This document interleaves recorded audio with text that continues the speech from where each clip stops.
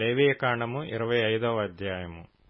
మరియు యెహోవా సీనాయి కొండ మీద మోషేకు ఇలాగు సెలవిచ్చెను, నీవు ఇశ్రాయేలీయులతో ఇట్లనుము, నేను మీకిచ్చుచున్న దేశములోనికి మీరు వచ్చిన తరువాత ఆ భూమి కూడా యెహోవా పేరట విశ్రాంతి కాలమును ఆచరింపవలెను. 6 సంవత్సరములు నీ చేను విత్తవలెను. 6 సంవత్సరములు నీ ఫలవృక్షముల తోటను బద్దించి దాని ఫలములను కూర్చుకొనవచ్చును. 7వ సంవత్సరము భూమికి మహావిశ్రాంతి కాలము, అనగా యెహోవా పేరట విశ్రాంతి సంవత్సరముగా ఉండవలెను. అందులో నీ చేను విత్తకూడదు, నీ ఫలవృక్షముల తోటను శుద్ధిపరచకూడదు, నీ కారుచేల పంటను కోసికొనకూడదు, శుద్ధిపరచని నీ వృక్ష ఫలములను ఏరుకొనకూడదు. అది భూమికి విశ్రాంతి సంవత్సరము. అప్పుడు భూమి యొక్క విశ్రాంతి సంవత్సర స్తన్యము నీకును నీ దాసునికిని, నీ దాసికిని, నీ జీతగానికిని, నీతో నివసించు పరదేశికిని ఆహారమగును. మరియు నీ పశువులకును నీ దేశ జంతువులకును దాని పంట అంతయు మేతగా ఉండును. మరియు 7 విశ్రాంతి సంవత్సరములను, అనగా 7 ఏండ్లు గల సంవత్సరములను లెక్కింపవలెను. ఆ 7 విశ్రాంతి సంవత్సరముల కాలము 49 సంవత్సరములగును.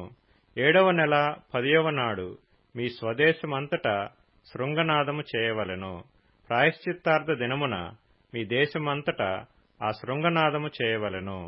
మీరు ఆ సంవత్సరమును, అనగా 50వ సంవత్సరమును పరిశుద్ధపరచి మీ దేశవాసులకందరికీ విడుదల కలిగినదని చాటింపవలెను. అది మీకు సునాదముగా నుండును. అప్పుడు మీలో ప్రతివాడు తన స్వాస్థ్యమును తిరిగి పొందవలెను. ప్రతివాడు తన కుటుంబమునకు తిరిగి రావలెను. ఆ సంవత్సరము, అనగా 50వ సంవత్సరము మీకు సునాద కాలము.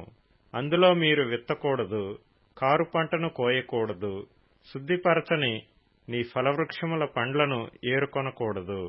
అది సునాద కాలము, అది మీకు పరిశుద్ధమగును. పొలములో దానంతటా అదే పండిన పంటను మీరు తినెదరు. ఆ సునాద సంవత్సరమున మీలో ప్రతివాడు తన స్వాస్థ్యమును మరలా పొందవలెను.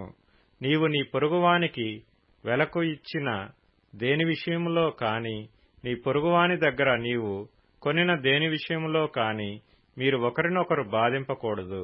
సునాద సంవత్సరమైన తరువాత గడిచిన ఏండ్ల లెక్క చొప్పున నీ పొరుగువాని యొద్ద నీవు దానిని కొనవలెను. పంటల లెక్క చొప్పున అతడు నీకు దానిని అమ్మవలెను. ఆ సంవత్సరముల లెక్క హెచ్చిన కొలది దాని వెల హెచ్చింపవలెను. ఆ సంవత్సరముల లెక్క తగ్గిన కొలది దాని వెల